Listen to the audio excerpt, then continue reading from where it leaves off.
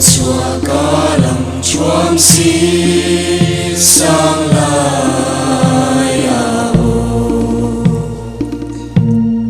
ading lua ye hai khóc bụi môi tu zirun sa thân tum và lệ lệ nung khoa sia tu re ngan mo kan ngai bil lâu angur dang vang khoa lal sa tay bil kan noa thiam sir va lệ lệ rua song ten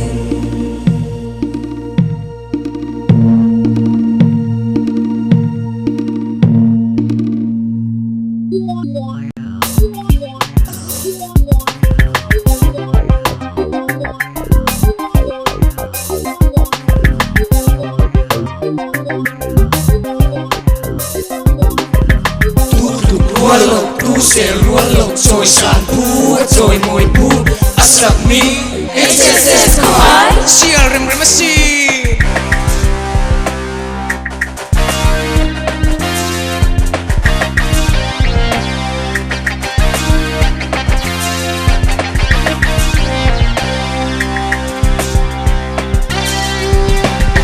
le dang ten israk ming an sel mo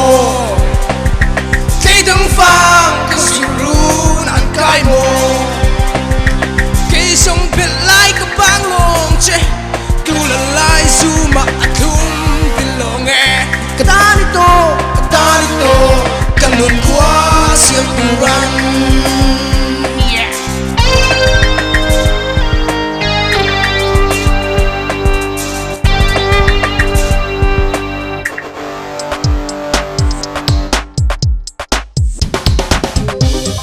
Hey friends, listen to words came out from my mouth.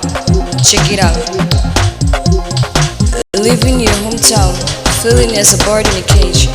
You may feel sad and afraid suffocation. But don't be so sad. Wipe out your tears and look out. There is no better place than your hometown.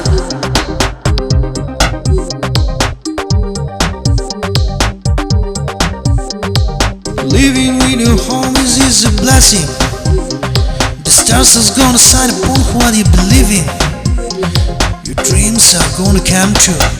Your life's gonna change too.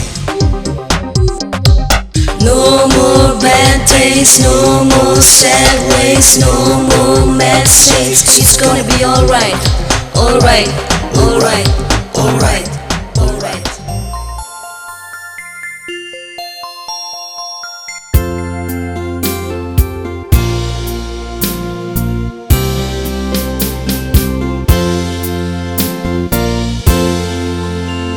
Rồi lâu tên vừa sẽ là men sông lô mắn. Rồi lâu tên tiếng rên la vang khóc môi anh.